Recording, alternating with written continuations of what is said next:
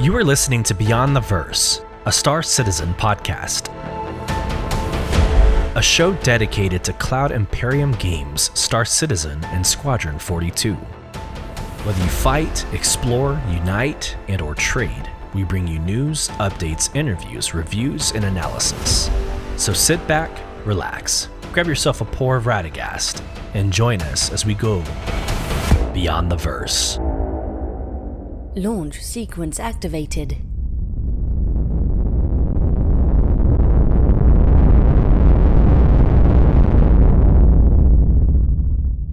Hello, friends, and welcome to episode 12 of Beyond the Verse, Star Citizen podcast with your host, Solus. I hope this finds everybody well. This is a very, very different podcast and a different YouTube upload. We are recording Friday morning as opposed to Thursday night, and we're not recording live.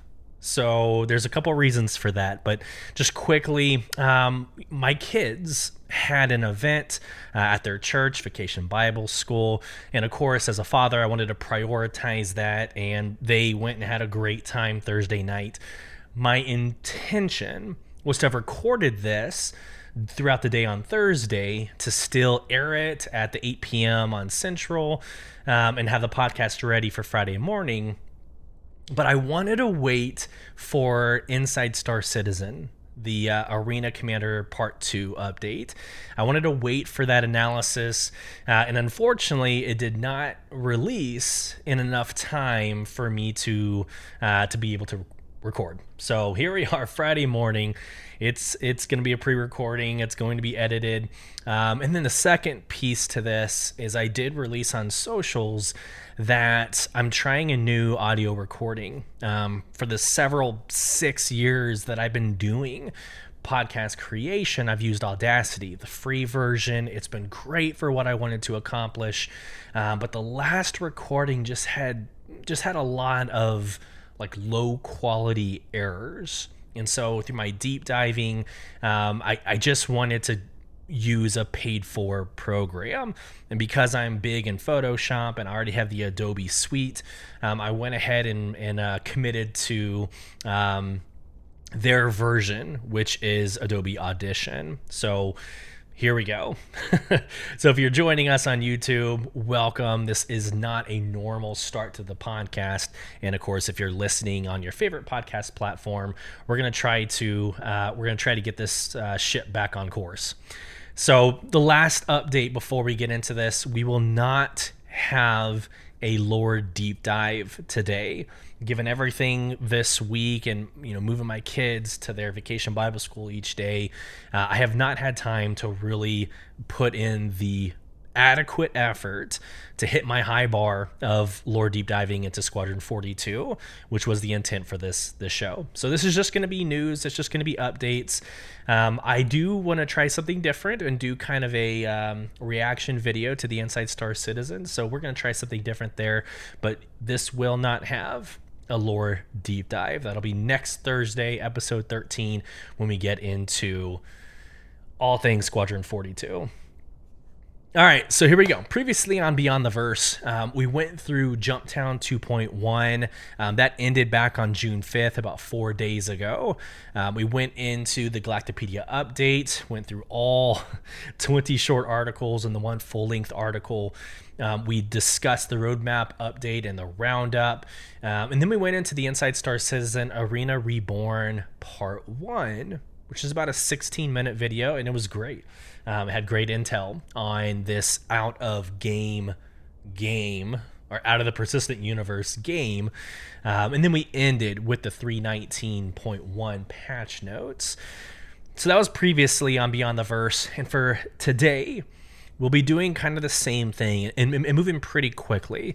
But we will go through This Week in Star Citizen, the subscriber flare that dropped on Tuesday, the monthly report for Star Citizen, which dropped Wednesday. Yesterday, the Inside Star Citizen Arena Reborn Part 2, which is 12 and a half minute. And again, we'll do a reaction video. I think that'll be fun and something new to do on this podcast and on the YouTube channel. And then we'll wrap it up at that moment before we would normally have a lore deep dive. So with that, let's get into the This Week in Star Citizen. I'm going to go ahead and share my screen, and we'll get into this article. So I did want to... I usually kind of skip over this because my agenda for the show includes all of this information. But I do think there's a couple of things to pull out of these paragraphs of the narrative. And so I'm just going to read it verbatim for those of you listening on podcast. Obviously, if you're on the computer, you've already seen this more than likely. But here we go. Happy Monday, everyone. Work continues on various upcoming quality of life fixes for Alpha 319.1. We've made significant progress on some of the recent ASOP terminal issues. Thank you, God. Specifically where terminals and kiosks can become inoperable. Break. So you remember in the last episode we discussed this. If you're on my socials, you've seen all of this. But yeah, Area 18 was pretty rough a few days ago. So I'm glad they're addressing it. Please, 319.1 can't come fast enough. A fixed candidate is currently going through all the checks, and we're looking to have this in your hands shortly along with other performance improvements. As we ramp up our preparations for the upcoming 319.1 patch, we'd like to give a friendly reminder to check out our Star Citizen Alpha 319.1 long-term persistence update to keep you in the loop with what to expect with the upcoming patch. Break. If you have not listened to episode 11 or you have not seen this article, please do so. There are workarounds on how to save your items from 319.0 to 319.1. There's a workaround. You've got to move it to another location so there's an instance saved through time. Just read it. There's 3 steps to make sure the products or the items that you have found stay with you. So they've given you a heads up. I've given you a heads up. A lot of content creators have given the community a heads up on what to do to keep your items going into 319.1. Last weekend, so back to the article. Last weekend, members of the community team had the privilege of attending the Equinox 2953 Bar Citizen event in Ohio, USA. This is one of the most recent stops of our Bar Citizen World Tour, and if you weren't able to attend, fear not. There's plenty more to come throughout the rest of the year. Break. Austin, Texas is coming up on June 18th, and I will more than likely try to be there. I'm actually really excited. It looks like some of the CIG staff is going to be there. It's going to be fun. We're getting into Alien Week, and so I'm kind of hoping there's an alien flair to this Bar Citizen World Tour, but we'll find out. More than likely, but we'll find out. And that's basically it. That's all I wanted to really bring to your attention. Nope, I lied. Third paragraph is what I wanted to end with. Oh, and did someone say CitizenCon? We know that many of you are excited to learn about this year's epic in-person celebration of all things Star Citizen, and we are just as excited to share all the deets with you about the venue, volunteering, cosplay contest, community booths, and more. Expect a transmission very soon. Okay, so I probably won't do anything with the cosplay. That's not my shtick. The venue is going to be important because I have my flight scheduled, but I don't have the hotel scheduled. Volunteering, hey, that'd be great. I actually, that's interesting to me. But the community booth piece is going to be important for me personally because, yes, we do have the sole provision in game organization, but it's also a way for us to get this podcast out there and known to the community. So I'm very happy. I'm very content with where we currently are. 105 plus subscribers on YouTube, over 400 active listeners on podcast. Socials are blowing up. I'm happy with the progress, but I think it's now my killer instinct is starting to kick in, and the Amazon businessman in me is starting to kick in. So I'm all right, what's next? What's next? I'm trying to improve the audio quality, the video quality. Now it's building that community that we kind of know is possible with this. So I'm super excited about CitizenCon. You will probably hear it first from me if you don't hear from from CIG first, because I am super passionate about CitizenCon. So, and I would love to know on socials if you're going. It would be awesome to see who's going and if we can collaborate on what we're doing when we're there. I know I'm going. My brother is going as part of the organization. let's get more people. So super excited about that. Okay. On Tuesday, they dropped a subscriber promotion, back to screen sharing. What I normally try to do on my socials, and again, if you haven't followed, it's Star Citizen BTV Bravo Tango Victor on all social media platforms. Follow. I try to do this. I try to create infographics and kind of that next layer of analysis on my posts. So not only are you getting the picture of the subscriber flare, but I'm also putting the cost of each one that's in the pledge store. And I'm also putting, like, if you're a Centurion, what you're getting, Imperator, what you're getting, and what every subscriber has access to buy in the store. So, and the ship that is available each month. Feel free to follow, but here we go. Subscriber flare quickly. Just as you're looking at this image, the Centurion, which is all subscribers, are going to get this middle blade. It's with the green handle. The Imperators are getting this red blade. Well, they're getting both, the green blade and the red blade. This is the Imperator. And then any subscriber can go onto the pledge store and purchase this blue handle. Dagger, good Lord. I'm trying to figure out what to call it. It's more than a knife. But these three are the blades that you're going to be getting in the month of June. So they have names. Let's actually go down and look at them. So here we go. The Banu Zogo knife. The Zogo knife is a prize among many Banu Solis for its versatility and cutting edge. The strong tip and wide belly of the blade make it particularly durable, a crucial feature in survival situations in which this blade excels.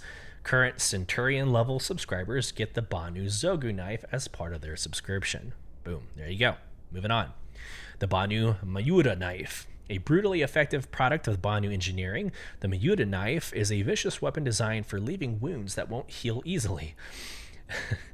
The special metal alloy used in the construction of the blade is rust resistant and remains ultra sharp even after extensive use. Current Imperator level subscribers get the Banu Zogo and the Mayuda knives as part of their subscription. Last but not least, the Banu Pombada knife? I don't know. I'm trying. Honed to a razor fine edge, the Pombada knife has a wide range of applications. The serrated edge is great for cutting through soft and flexible material like ropes or fabrics, while the gut hook can be used to overcome tougher resistance. The Banu Pombada knife is available to all subscribers to pledge for from the subscriber exclusive store. And just so you know, each one of these knives are $4. So if you're a Centurion and you want the Imperator knife's $4, and the Pombada knife is $4. There you go. Moving on down, the ship of the month is the Asperia Prowler. And I did a walk around video on all my socials a couple of days ago. I called it to hangar, and again, we did like a walk around. It is a beautiful ship. It's one of the most aesthetically satisfying alien ships in my opinion. So again, it's this massive drop ship, and so you walk around. I mean, you're looking at it on my screen here, but you walk around, you open up the front left side or the port side, you go into it, and it's almost like the Terrapin. So it's like a black interior with red highlights. So it has this it's almost like a demonic like feel to it. It feels very sentient, like almost like the ship is alive and it moves as if it's alive and has joints. So it's a very, very cool ship, as most of the alien ships are. Break real quick. I don't think I'm ever gonna own an alien ship. It's not my aesthetic. It's not kind of my play style. As much as I absolutely love everything about them, like the role player in me will not let me get it. So like for me, the Valkyrie is my preferred dropship. It's obviously human based. So I'm kind of, I don't know, I'm torn. I'm very torn because some of these ships are really amazing. back to the Prowler. It's really cool. You walk up the stairs. Again, you're in this like very dark ambience with red light. There's 2 levels to the cockpit. So the base level is the co-pilot, and you have to go up a ladder, and that top level is the pilot seat. But just like a couple of videos ago, I showed you the Mirai Fury. You can't see in front of you, but once you start the ship, like it materializes and you can see in front of you. So with the Mirai Fury, it's like a bunch of cameras. With the alien ships, like the Prowler, it's almost like I said, like sentient. It's like the material fades away and you can see in front of you. So a very, very cool ship. Go fly it this month while it's free. It's totally worth it. Just know it is bugged. It is very bugged. Turret's not working. There's a lot of issues. You can go onto other people's socials to learn more about the issues. But just know that there's a little bit of difficulties surrounding it. Last but not least, we talked about price for the knives. Let's talk about the price for the Prowler. Anybody can go into, if you're a subscriber, you can go into the pledge store and get it for $440. Or you can upgrade a ship to it for War Bond $410. So it's a little bit of a discounted price. It's still super expensive, but you wouldn't be listening to this podcast if you thought this game was affordable. So there you go. I think that's it. Let me just scroll through real quick to make sure I covered everything.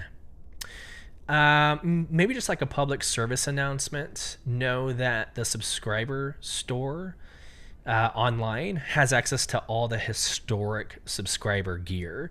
So if you think, hey, I really wanted the paint packs from like 3 months ago or last month's backpacks, you can go in and get those items so long as you're a subscriber. There's my PSA for the podcast. Okay. Let's get into the monthly report. So I'm going to go back to sharing my screen. This is hard not to go line by line. I mean, this is it. Like, this is why we back this game. This is why it's an alpha. We want to know its development. I would say the majority of the reason, aside from lore, that people listen to this podcast is to learn about the updates, what's happening, what's the latest and greatest information. So where I normally try to pull out like gold nuggets, I don't think it's necessarily a bad idea just to go through and just read everything. Again, we're not doing a lore deep dive. If you're watching on YouTube or listening to the podcast, feel free to skip ahead to a part that is more interesting to you. But let's get into this monthly report. And the first subject is the AI tech. So last month, AI tech continued to improve the collision avoidance system to give better results when ground vehicles pass each other or NPCs. They also added support for driving along a predefined route, similar to how NPCs can move along a path. For this case, the designers can specify certain properties for the route, like the maximum permitted speed, which direction it should be driven, and if it should loop.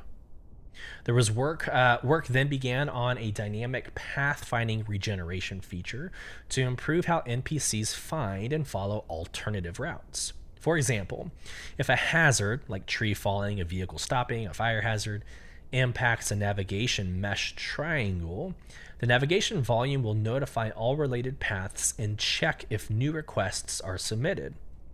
The first stage of this was implementing an anchor structure to keep track of a location's navigation mesh and triangle, which is notified when a triangle is changed. These navigation anchors are then used to understand when parts of a triangle are modified and to check if new pathfinding is needed. May also saw AI tech begin investigating and implementing a solution for NPCs entering and exiting ships from EVA, thank God, using the external doors of an airlock system. For this, they set up ship and seat access as a usable to allow NPCs to find their closest entry position, fly to it, and trigger the right interaction. They also had to account for a ship's rotational velocity and allow NPCs to adjust their orientation as they approach. Break. So that paragraph had to do with NPCs, but there are still issues with EVAing. I'm gonna make up that word.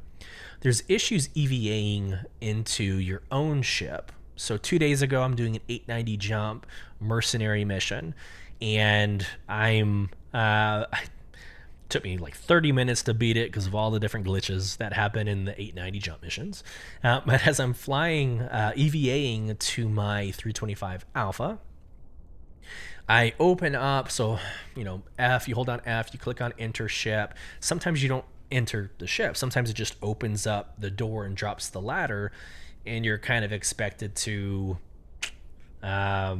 clench your butt and try to fly into the door. Right? Because the game, it'll not glitch, but the camera shakes.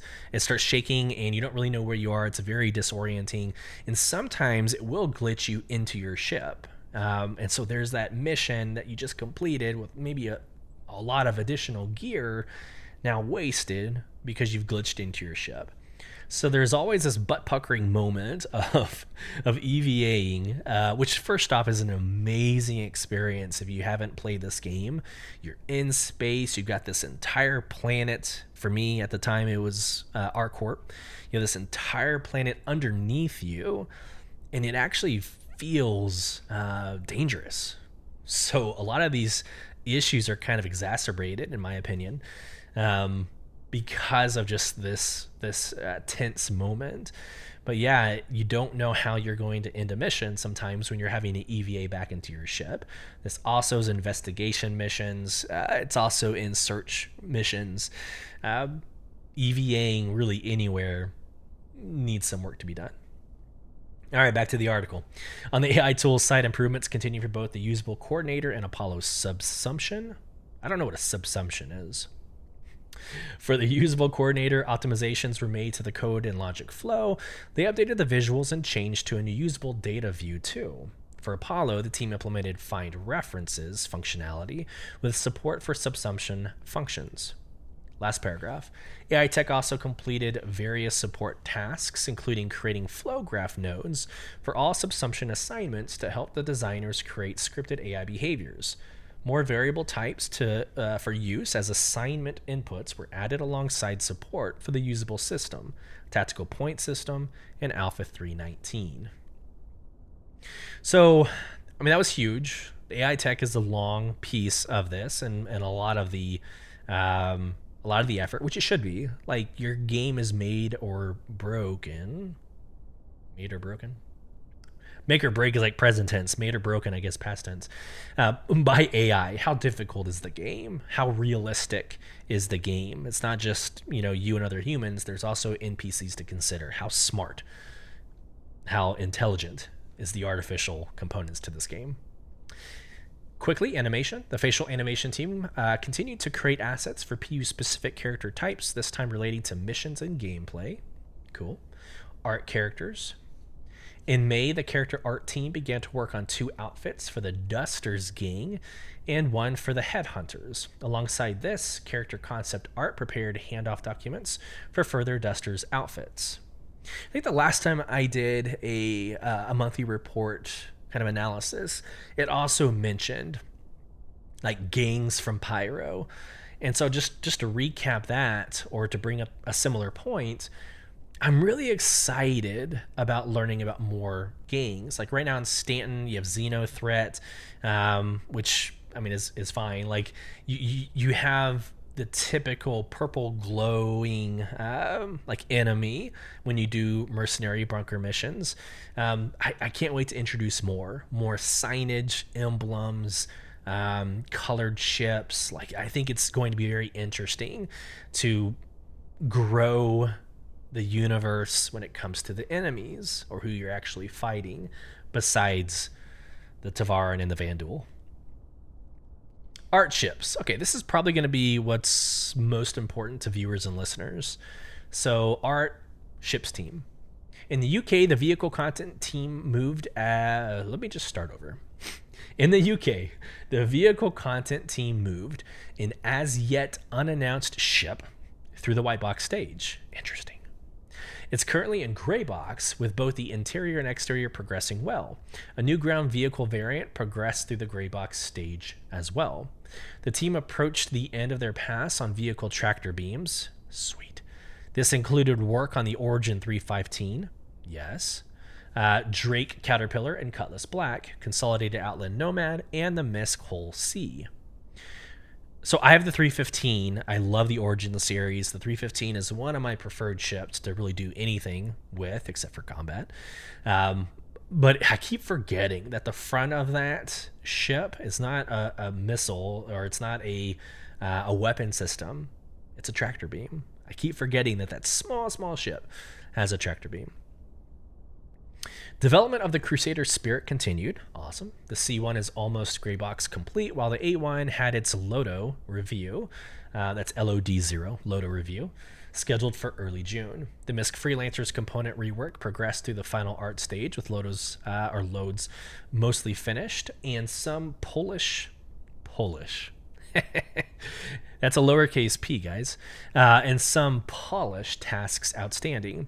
It's due to finish final art this month. Last month, the team began preparing the RSI Polaris for white box. I know a lot of people in my organization are super excited about the RSI Polaris, and it's exciting to hear that it's moving into white box. It's starting to be produced. Love it.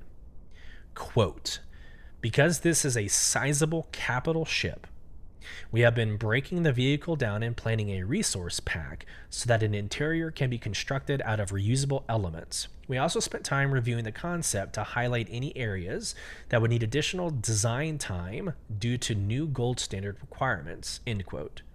The EU vehicle team. I have the Polaris. I am really, really excited. So first off, RSI is a phenomenal vendor or manufacturer.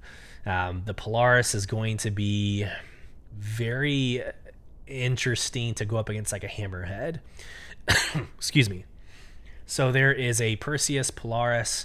There is a Hammerhead. There's kind of all these in the same conversation in how they're going to be used in conjunction. It's going to be really awesome to introduce the Polaris and run it alongside a Hammerhead. Can't wait. Back to the article. Still on art ships. In the US, the Tumbrel Storm approached the end of the Lodo Greybox stage, with the team applying materials, palms, and decals to the exterior and interior. This is currently in the polishing stage, with the devs tuning the visual balance. They also applied wear to the entire exterior and prepared to begin customization work with the various paints. The vehicle's interior lighting is nearly complete, with an upcoming pass planned for the exterior. I mean, I think the Tumbrel Storm is going to be this year. I mean, again, no intel to say, but just using these anecdotes and what I'm reading so far, I think we're pretty close to it. Back to the article. Graybox on the Apoa Santok is mostly complete, with only dashboard work remaining. Sweet. Quote, we have been generating a new set of textures to be used for labeling and the dashboard buttons, as well as creating a new damage map to show through the gaps in the armor, which will be unique to Apoa. We are also creating a new palm sheet, which will also be unique to Apoa, US vehicle team. Let's keep going. Community. All right. So community had a lot to do with the 319 launch, or the 319 patch release. They submitted an article called Call to Adventure. They ran, in preparation for Alpha 319, the community team released another edition of Patch Watch to highlight new features not on the roadmap, as well as a contest welcoming community to R Corp. Awesome. There's been some movement on, I'll just go back to reading it. May also saw the culmination of months in preparation as the doors of the Bevic Convention Center open for Invictus Launch Week 2053. To set players up for success and ensure that both newcomers and veterans got the most out of the military-themed event, the team compiled a comprehensive collection of information, including an FAQ, new players guide, welcome hub, welcome back pilot page, and a catch-all post in Spectrum. To add to the festivities, the community favorite manufacturer screenshot challenges returned. Invictus Launch Week also saw the unveiling of several new vehicles, and to share more information with the community directly from the designers, the team published separate Q&As for the Temporal Storm, the RSI Lynx, and the Mirai Fury series. Furthermore, the team supported and attended community-driven events and met players in person at the Beacon. The Beacon event in Belgium and the Sacramento Bar Citizen as part of their Bar Citizen World Tour. Lastly, the team continued preparing for several upcoming real-life events such as CitizenCon, Whoop, and the upcoming International Bar Citizen Weekend. International Bar Citizen Weekend 2023 will take place June 17th through June 18th at venues near all of our studios, and we would love to see you there for some beverages and banter. End quote by the community team. And again, that's what I was mentioning earlier about Austin, Texas. So CIG has a major presence here in Texas. Luckily, I'm here. I think Paul, the Astro Historian, is also in Austin, so it'd be really cool to see everybody there. I will more than likely try my best to be there. Let's go quickly. We're about halfway through. Engine. Part of the core engine team's work last month was supporting Alpha 319. A major element of this was enabling design to overwrite density lifetime manager settings based on spatial markup. Once design utilized this, the engine team will be able to add specific cleanup rules to different areas of the game. For example, some areas could be cleaned up more aggressively to prevent persistent items from negatively affecting gameplay. That's huge. That's huge. So the way I'm reading this is like you go into ArcCorp during Invictus Launch Week and there's trash in boxes everywhere. Medical gowns on orbital stations. I have a feeling that those are kind of what they're referencing as a way to clean up those areas to prevent, like, I don't know, what we all see when we log into the game. The team also progressed with their work on Star Build, adding the remaining Linux support. Star Build is now a feature parity with the old code build system and will be rolled out to other departments soon.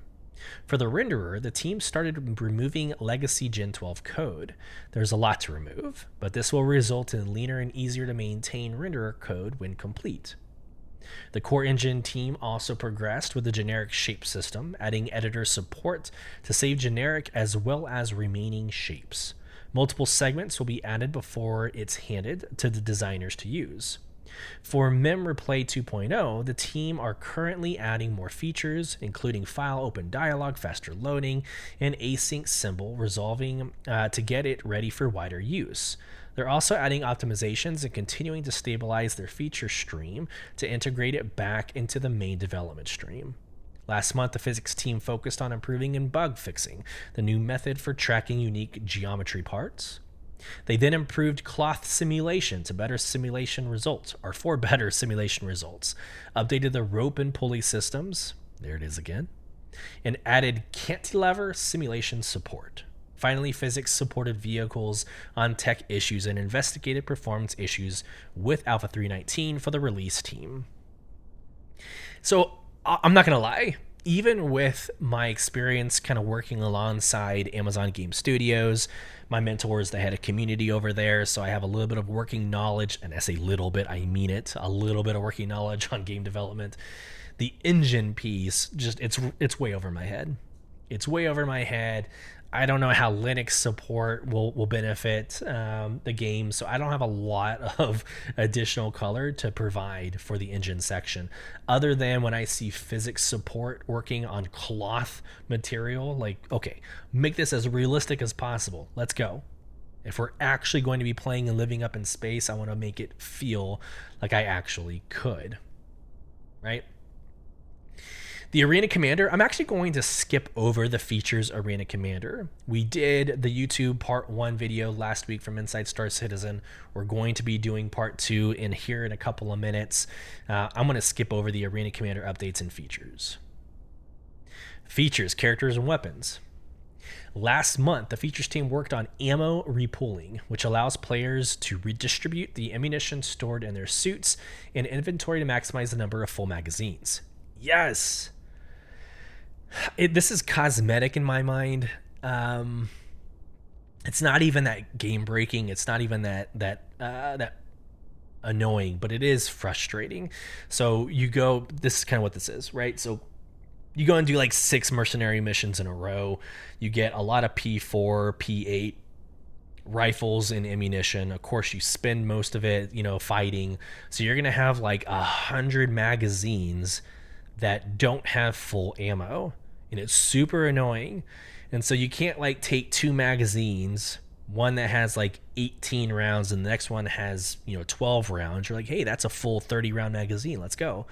But you can't combine them, and so you are literally reloading your rifle with a magazine without its full ammunition. That can actually be detrimental to your next raid or your next combat mission. So it'll be nice to be able to, and this is the way I'm envisioning it, is going into your inventory, taking a magazine and just putting the magazines on top of each other, and it knowing to like create the balance. So I think that would be great. Back to the article. Once complete, it will make it less likely a player is left with a large number of magazines containing a few bullets each. Exactly. As it will prioritize filling up the magazine and the weapon first. Perfect. The team also explored a new negative actor status triggered by radiation. Radiation can be generated from a point emitter, which has a bigger impact on characters the closer they are to the source, or can be ambient within a room. Irradiated water was also explored, which affects an actor based on how submerged they are. When a character is affected by radiation, the protection of their outfit will start to decay. Once protection is gone, the actor will suffer radiation sickness and will need to seek medical aid to recover. The outfit will regenerate its protective layer over time. I see Fallout. If you played Fallout 76 or really any Fallout game, I don't know, I that sound is forever embedded in my brain. Like getting close to radiation, you start hearing the crackling, right, sound. I see this being that experience. Let's go. Features gameplay. Montreal's Persistent Universe team focused on proof of concept investigations for the Entity Removal Destruction Trash Bin feature. The feature's test-driven development will be based on these investigation results and proof of concept findings, the latter of which was completed last month. The team also supported the Vehicle Died event, which is used by soft death and vehicle destruction, and made quality of life bug fixes for Alpha 3.19.1, staging content, and game dev. Plus, an issue with the RSI Constellation Series Copilot seat user interface not connecting properly to the IFCS was fixed in the content files.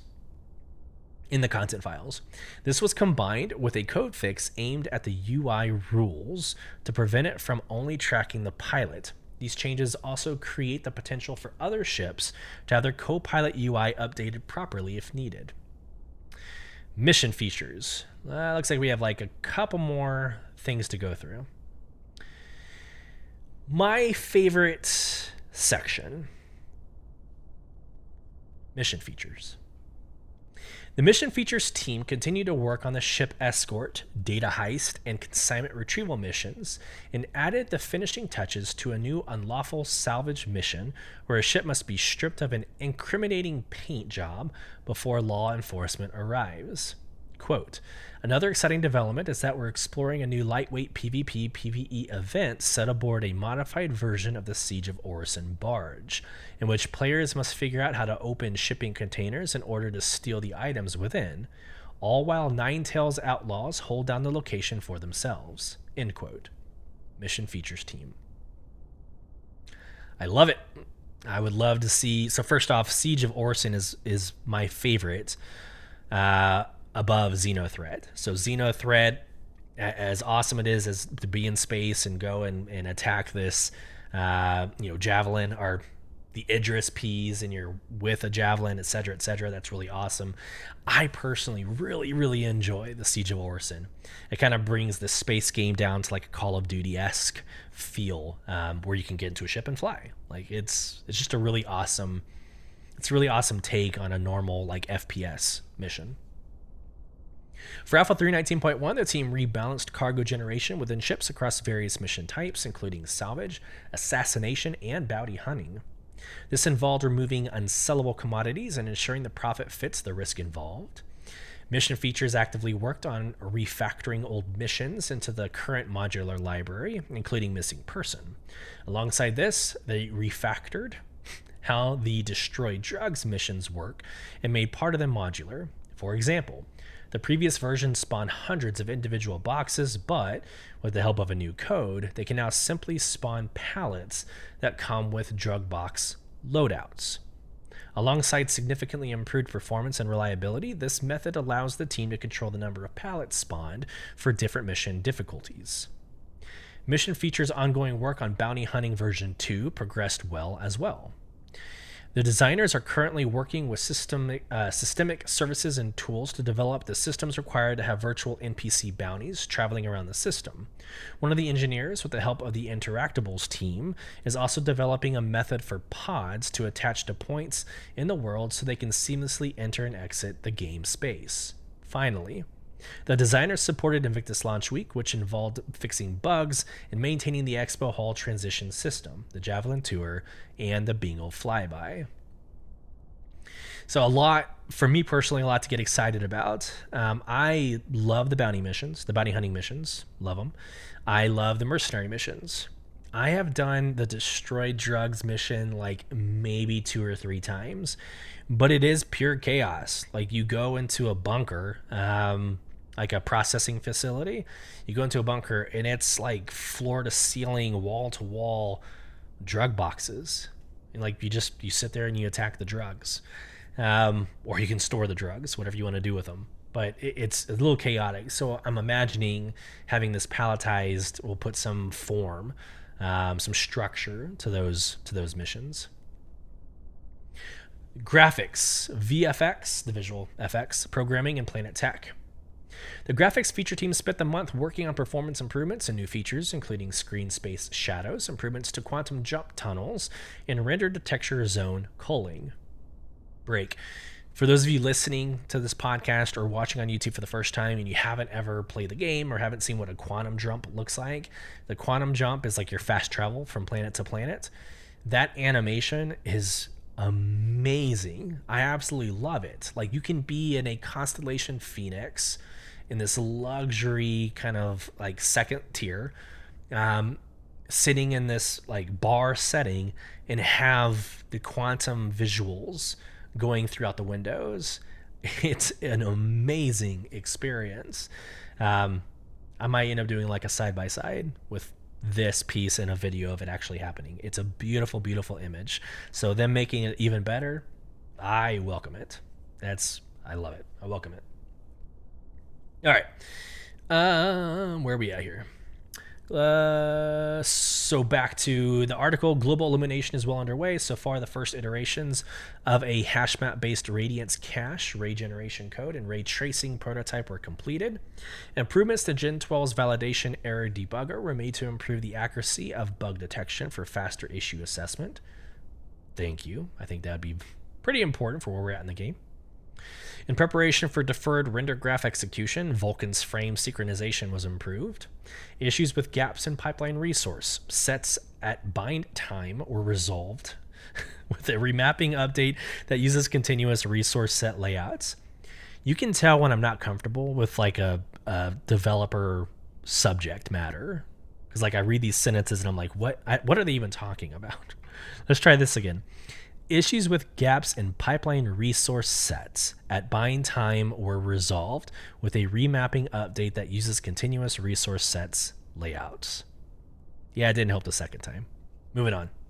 The Planet Tech team started finalizing quantum obstacle generation with generic shapes and asteroid fields. A collision issue detector and wear, dirt, and paint modifiers were also added to the Rastar tool.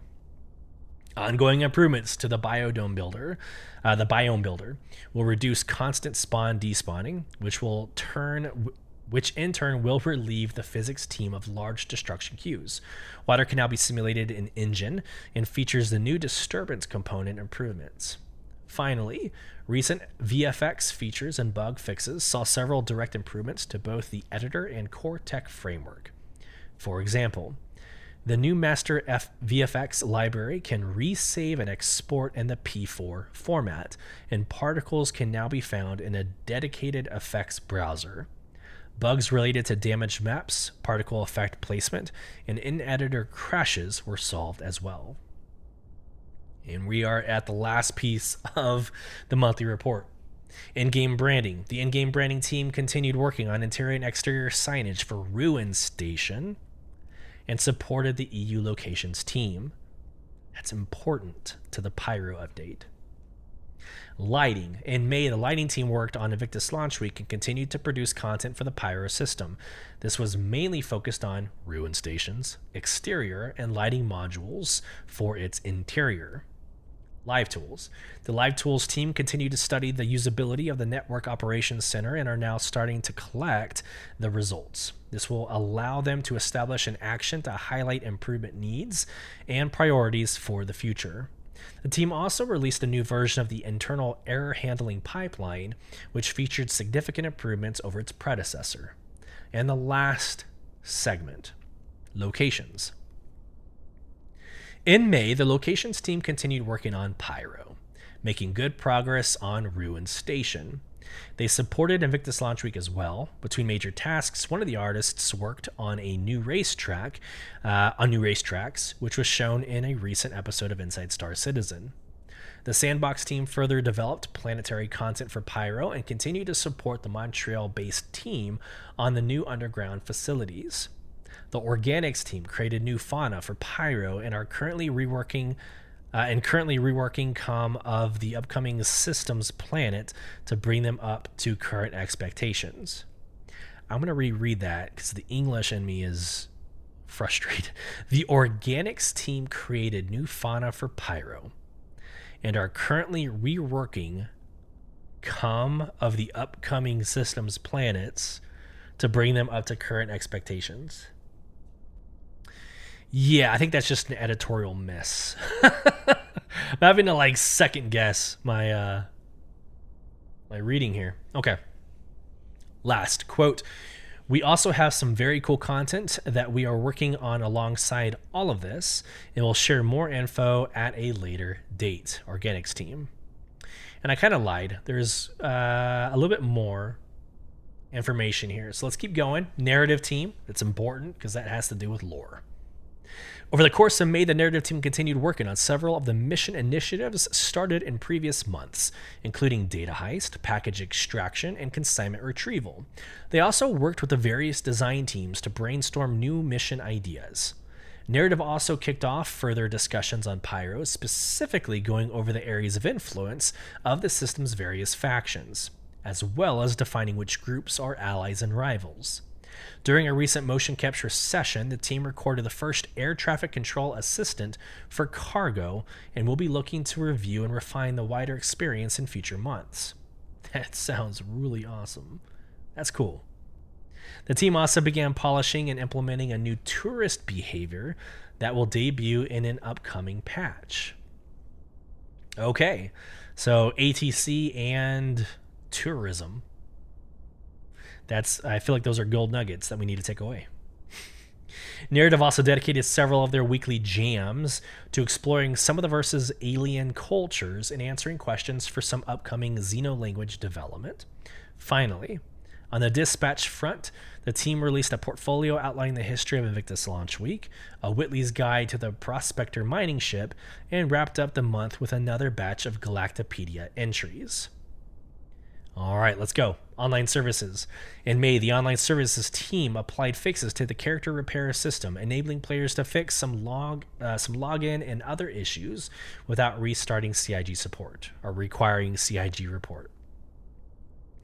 They also provided bug fixes and optimizations for ASUP terminals. Thank you. The remainder of the month was spent optimizing persistent entity streaming to improve the performance of its backend database. Research and development. In May, the R&D team continued improving the temporal render mode for atmospheric and volumetric clouds, which are beautiful, by the way, in Area 18. So they did a really great job there. Additionally, planetary terrain height map generation was optimized to eliminate frame rate hitches that were reported by players. Aside from using a more suitable partitioning scheme for the tessellation of terrain patches, the changes also include terrain quad viewport culling before further tessellation by the GPU. The resulting height maps are later used to render large-scale planet terrain shadows and to spawn GPU particles on the ground. 3 more sections, I promise. Systemic services and tools. Systemic services and tools spent the month working towards bounty hunting 2.0 version 2, including finalizing upstream work on the character creation services, R&D for bounty contract missions, a bounty marker prototype, and connecting the NPC tracker service to the game server. Additionally, a new C-Pound service. C-Pound? I wish I knew what that was. A new C-Pound service wrapper was completed. The team also continued working on the Quantum Odin tool, including making progress on the data-driven economy, Quanta State, Quanta Life, and the Battle Matrix and Battle System. Finally, SST continued to support the recent live release, including several bug fixes and ship price modifications. UI and VX. Here we go. User interface. In May, the user interface team's artists and designers worked on the user interface for bounty hunting as well as concepts for upcoming gameplay features, while the Arena Commander team upgraded the multiplayer game's front-end menus. The UI tech team continued improving their tools, including making performance fixes and improvements to the debugging of complex UI screens. They also continued to work on the new interior and minimap feature. This is initially for Squadron 42, but will eventually be added to the PU, making navigating caves and landing zones a much smoother experience. Last, VFX. Last month, the visual effects team revisited several old particle libraries to take advantage of newer attributes that didn't exist when they were originally created. For example, alpha erosion is a setting that erodes a particle's alpha channel, reducing overall transparency to the process and helping to optimize the game's visuals. This was used effectively in Lorville's recently updated chimney smoke effects. Work also continued on several new derelicts and the modular kits for various pyro locations. So we just spent like 30 minutes going over the monthly report of May 2023. And again, I want to be clear, maybe that's not of everybody's interest. Maybe not everybody wants to listen to 30 minutes of production and development. But I think with any alpha game or any opportunity you have to participate and understand and learn a deeper level of development, it's going to help you with your patience and understanding of some of the dynamics and frustrations that we have with Star Citizen. It doesn't get rid of them. It doesn't change the fact that they're there, but the clarity of what teams are working on and how a team of hundreds and hundreds of developers take over a decade to create a game, this explains the why. We know the so what because we're allowed to play it, right? We know that that's exciting because we're in the world or we're in the universe, but this is the why it's taking so long to produce. So I personally love diving into it. I hope you got something out of the last 30 minutes. Let's wrap up this podcast with a reaction video of Inside Star Citizen Arena Reborn Part 2. So here we go. Screen sharing. The audio is going to come through if you're listening on podcast. So I'm going to go ahead and start playing it. Here we go. First ever and Beyond the Verse reaction video for Inside Star Citizen. I'm still here, still trying to learn what all the buttons do. So while I'm at it, let's not waste any more of your time and get you all right into part 2 of this enormous Arena Commander update that's scheduled to make its way to you in the upcoming Alpha 320, and I'll be right here when you get back. Do your best Jared impersonation. Oh, I don't want Last time on Inside Star Citizen. Just yell really loud. Last time on Inside Star Citizen. I don't even know what accent that was. Are you excited to be doing 2 ISCs in a row? It took me over 80 minutes in what we had only scheduled to be an hour to film what was probably a 15-minute episode. I'm sorry. Especially to Jared's team. Sorry, guys.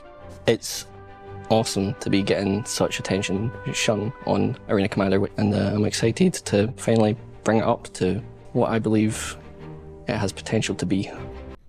Just pausing this real quick. I want their backgrounds. Basically, I want this studio in my house.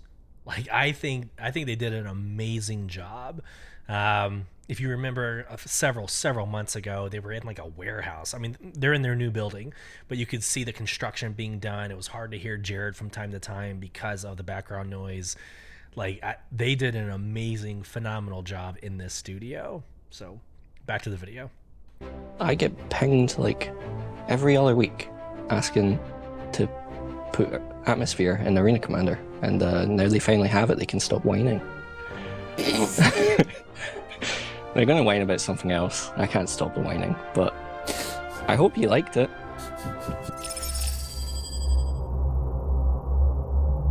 So last ISC we talked about Law About Flight, but there's two other major parts that we want to be talking about here. And the first is FPS combat.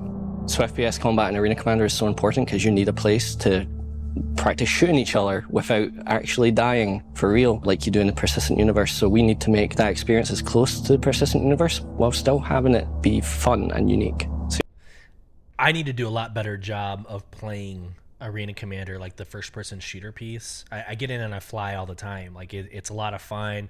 Get your pirate badge, like, etc. But I have never played the actual like in-person FPS piece. But it looks amazing. So if you're on podcast, I apologize, but if you're watching on YouTube, like, this is an amazing visual. It's actually very beautiful. It feels like Halo. I don't know if it plays like Halo, but it feels and it looks like Halo because, you know, you're in this like building or warehouse, and in the windows, space and planets. Like, it's just a really cool dynamic. So you access Star Marine game modes exactly the same as we showed last week with the new front end, new lobby system, and jump straight into the action. Like, that right there was beautiful. So with our existing maps, the VFX team are helping us out and doing a pass over everything. So it might not be finalized in the footage that you're seeing here, but we're excited to see where they can take it and uplift all of our levels because they're in need of a facelift. And we've been working hard on fixing a lot of the bugs and frustrations across the maps. All I know is they did a lot of bug fixes recently. I don't know, we're not meant to just say bug fixes. Fixing doors that weren't meant to be there, resolving the fact that you could just smash through the glass, which you're not meant to be able to smash through, and just go into EVA in the middle of elimination, which is bad. Being able to get into areas you shouldn't be able to get into. So we fixed those up. In terms of new maps, we've got a variation on a fan favourite, Echo 11. We're introducing that to elimination. Echo 11 is quite a big map for control. For elimination, we've tightened it up. We've cut off access to the D room and some of A room and made it a little bit smaller so that the action can be more compact and suitable for elimination. So last week we showed off Security Post Korea being introduced to dogfighting maps, but we've also introduced it to FPS maps, so you'll be able to play elimination, control, and some of the new game modes. I highly recommend watching that video on Security Post Korea. Like, that is really awesome. We talked about it in the last episode, but being able to fly to this massive, it's the place you go to get rid of your crime stat, right? So that whole loop. But being able to fight against that station, take out the hard points, maybe land and turn it into FPS. Like, it'd be really cool if there was like a 2-in-1, like combining those arena commanders. That'd be interesting. On Korea itself. So to recap, for Star Marine, you'll be able to play on the Good Doctor, a larger version of Echo 11 for control, small one for elimination, and the same for Damien and get Damien comms, as well as Security Post Korea, which has been introduced to elimination and control. So with the Good Doctor, at some point along the line, all the trees disappeared. So Design have went in and restored that, so it's back in this beautiful oasis area that it's meant to be in, and fixed the lighting and various other issues that just happened over time. I don't know how. And now Good Doctor's looking beautiful again. So Star Marine is a personal favourite of mine. I love FPS combat, and I'm so excited to be working on more additions to the FPS area of Arena Commander. And that leads us to something I'm super excited to talk about, and that's experimental modes. So this is huge. A lot of the community is talking Experimental about modes are important because it allows us to get back into what the real meaning of Arena Commander used to be, which is playtesting and making sure that things that are made for the PU and Arena Commander and Squadron work the way they're meant to. It allows us to put stuff into a testing environment where we can quickly check if just something works the way we want it to, essentially. Somewhere along the line, we lost that, and when we formed the Arena Commander feature team, we knew that Arena Commander has to stand on its own and have these flagship game modes and new things that are unique to Arena Commander, but we still want to support the persistent universe and other ventures that we go on. Experimental modes are important to us because it gets things in your hands quicker. Instead of waiting for these big, huge game modes to release, we can test things out periodically for a day, a week, a month, and get it into your hands sooner rather than later. So let's dive in and take a look at some of the experimental modes that we have been working on. The first experimental mode is single weapon elimination, so you can jump. Hold on. I'm going to go back a couple of seconds. Did y'all see... So if you're watching on YouTube, the amount of mechanical pieces moving in the pistol. So I'm just going to play it again, but watch the mechanical pieces moving each time the cartridge extracts from the pistol. That's the first time I've really paid attention to how amazing like the physics of the gun actually works. That was really impressive. Check it out. Come on. That's awesome. The first experimental mode is single weapon elimination, so you can jump in with what will be pistols at first. From a developer's standpoint, single weapon elimination gives us the opportunity to really test weapons that we want to get tested. It allows us to check every single part of the weapon balancing and make sure that it works just right. We know that players want to test their skill against each other, and the best way to do that is to make sure everyone's equal. So everyone gets the same weapons, everyone gets the weakest weapons in our first version, and they get to just see who's better than the other. With 320, we're introducing pistol-only elimination, and that will be the arc-light pistol, and it's a personal favourite of mine. It adds increased time to kill, and it came originally from playing with you guys, the community. And at the end of a long session of Star Marine, someone threw out the idea of, like, what, can we do like a pistol-only round? And I just had so much fun with that. We ended up playing for at least another hour. So that mode is inspired by that. So for this patch, it's just pistols only, but we can change it up at any point. It's simple parameters. And if the weapons team come to us with a new weapon they want to test out, they want to get that analytic. So I just paused it. I paused it on a screen of like a missile launcher with the penguin attached to the end. The main reason why I wanted to pause it, you can see it on YouTube. You can't hear it on podcast, but the first the weapon only that they showed was grenade launcher.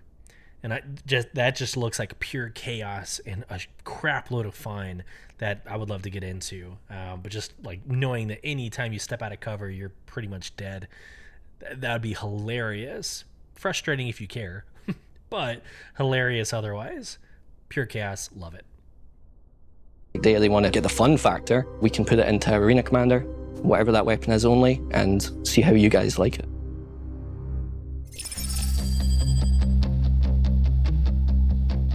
The next experimental mode that we're working on is Gun Rush. Now, names are temporary. They might change between now and release. But Gun Rush is where you start off with a pistol, and as you get a kill, it upgrades you.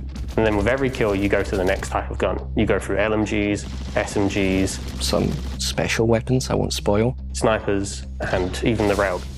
And then we've put some surprises in there for whoever gets to the last round. So Gun Rush, as the name might suggest, is super fast-paced. It lets you get your hands on many different weapons as you cycle through them and get some experience with stuff that you hadn't had. For example, I had no idea how to use shotguns. Still don't really, but I'm a little bit better at them now thanks to Gun Rush. So Gun Rush is only possible thanks to the refactors we've been doing to the spawning and loadout modules. So we can, instead of refreshing your entire loadout, switch out just the gun, and it's super fast now, whereas before it was a bit of a clunky thing to do. Next one's Tonk Royale, and this got in the next experimental mode, we're well. bringing ground vehicles to Arena Commander, and that is Tonk Royale. So there's going to be 3 locations for Tonk Royale. It's going to be Hurston, Yela, and Magda. So how it works is simply we have a massive arena, we drop you in on these 3 various maps, and you just go to town. There's going to be 3 versions of Tonk Royale. First is classic elimination deathmatch, respawns, just get as high score as you can. Second is squadron battle, so you are team versus team tanks. In squadron battle, it's super exciting because you can run as just the driver, or you can join one of your teammates and be their gunner.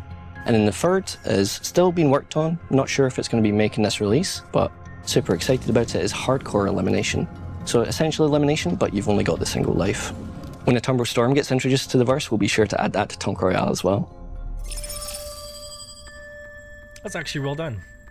After 320, we'll also be finishing off our racing refactor, which allow us to make maps faster and merges PU and AC racing systems together. It's going to be a more streamlined process for us, our designers, and a better experience for you, less buggy on both ends. So with the racing refactor, we've also been working on a betting module, which will let you bet on races. Now, we haven't got all of that signed off, but excited to get that in if we can.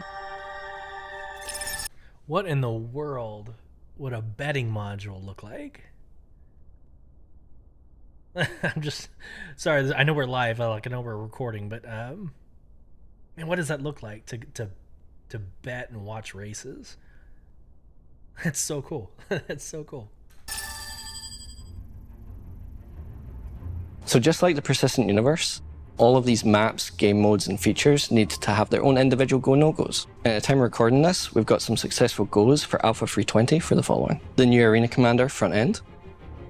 Nice. The new lobby system, the new spawning system which allows for multi-crew gameplay, new death cameras and death recaps, a revamped scoreboard and scoring system, 4 new racetracks for the new Horizon Speedway, Old Vanderval, Rickard Memorial, Defford Link and Halloran Circuit, in addition to the 4 PU racetracks, the Snake Pit, Miner's Lament, Yadar Valley and Icebreaker, the Jericho Station dogfighting map, Security Post Curator with dogfighting and FPS maps, the new Pirate Swarm Final Wave Capital Battle, the new Echo 11 elimination map, and new experimental game modes like single weapon elimination, gun rush, Tonk Royale, elimination and squadron battle versions, and finally a new infinite wave Vandal Swarm you'll discover for yourself.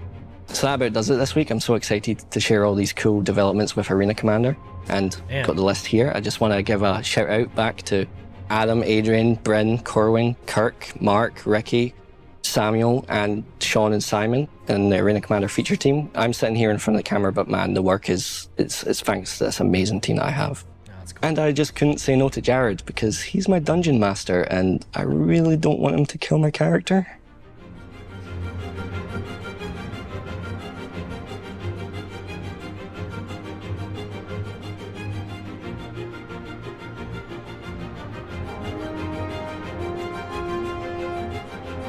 Man, that looks great.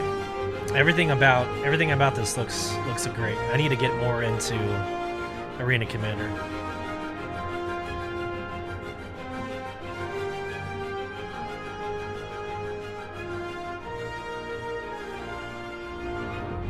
So, what did we learn this week? Well, we learned that changes to FPS maps should make for a more varied experience in Star Marine game modes, that the first ground vehicles are finally arriving with Tonk Royale, and that we hope the new experimental modes will function not unlike dynamic events for the Persistent Universe, where they can provide timed, direct experiences the team can use for analytics and feedback from things as small as a single pistol, to a brand new vehicle, to even curious experiences like Gun Rush, and a few more things that we're not quite ready to share just yet. Also, if you missed last week's show, go check that out and see everything else that's coming your way from the new Arena Commander feature team in the upcoming Alpha 320. There's some fun stuff in there.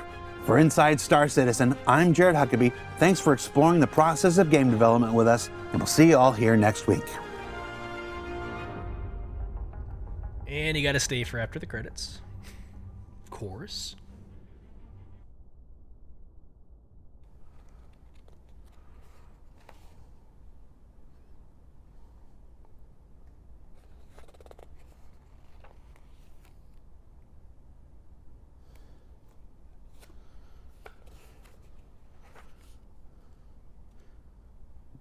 There isn't going to be a post-credits thing in What?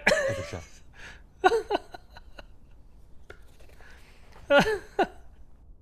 That is perfect timing. Yeah, so what is it, like 2 episodes ago, I'm talking about the D&D experience. And then obviously last week we had him trying to destroy some noobs. So I call it out. I talk about it on my show. Hey, make sure you do it. You stick around for every single one of their shows, and now that just happened. And I did not pre-watch this. Obviously, that is hilarious. So maybe it's not after every single show. Well played, Jared. Well played. And with that, I hope this finds everybody well. Again, a different pace, a different tempo, a different flavor of Beyond the Verse Star Citizen podcast. It's been a blessing. Happy Friday. Have a great weekend.